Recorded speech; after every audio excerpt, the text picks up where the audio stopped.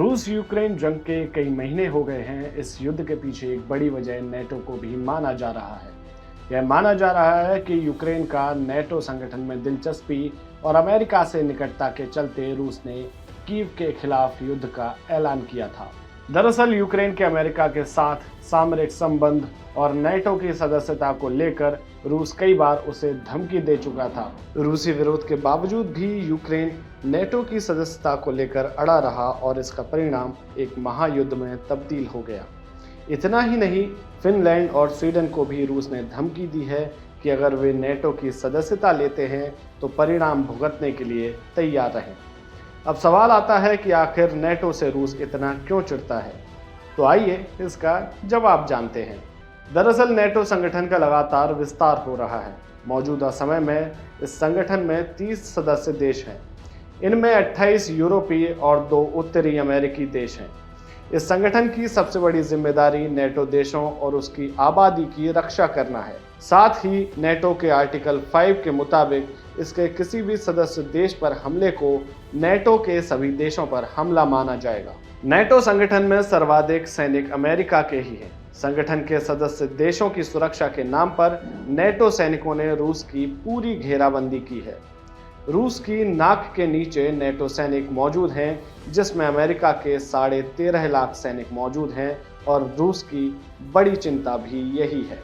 सेना के लिहाज से देखें तो इस संगठन में तुर्की का दूसरा स्थान है, तीसरे स्थान पर फ्रांस, चौथे पर जर्मनी, 5वें पर इटली और 6वें पर ब्रिटेन है। सेना की मौजूदगी के हिसाब से देखा जाए तो इस संगठन में अमेरिका का वर्चस्व है।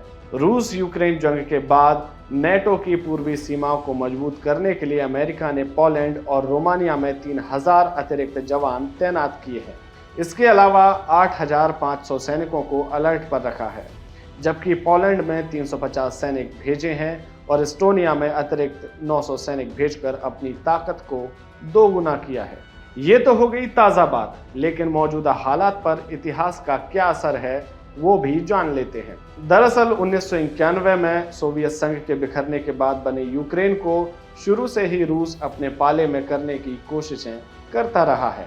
हालांकि यूक्रेन रूसी प्रभुत्व से खुद को बचाए रखने के लिए पश्चिमी देशों की ओर झुक रहा है। दिसंबर 2021 में यूक्रेन ने अमेरिकी दबदबे वाले दुनिया के सबसे ताकतवर सैन्य गठबंधन नेटो से जोड़ने की इच्छा जाहिर की थी। यूक्रेन की ये कोशिश रूस को नागवार गुजरी और उसने यूक्रेन पर फरवरी 2022 में हमला कर दिया। बता दें कि यूक्रेन की रूस के साथ 2200 किलोमीटर से ज़्यादा लंबी सीमा है।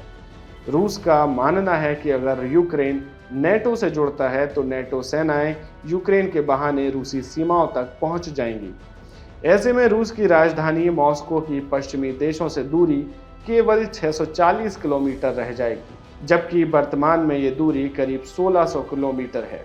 अब रूस के समक्ष यही संकट स्वीडन और फिनलैंड को लेकर भी है। इसलिए रूसी राष्ट्रपति व्लादिमीर पुतिन नेटो से इतना चिढ़ते हैं।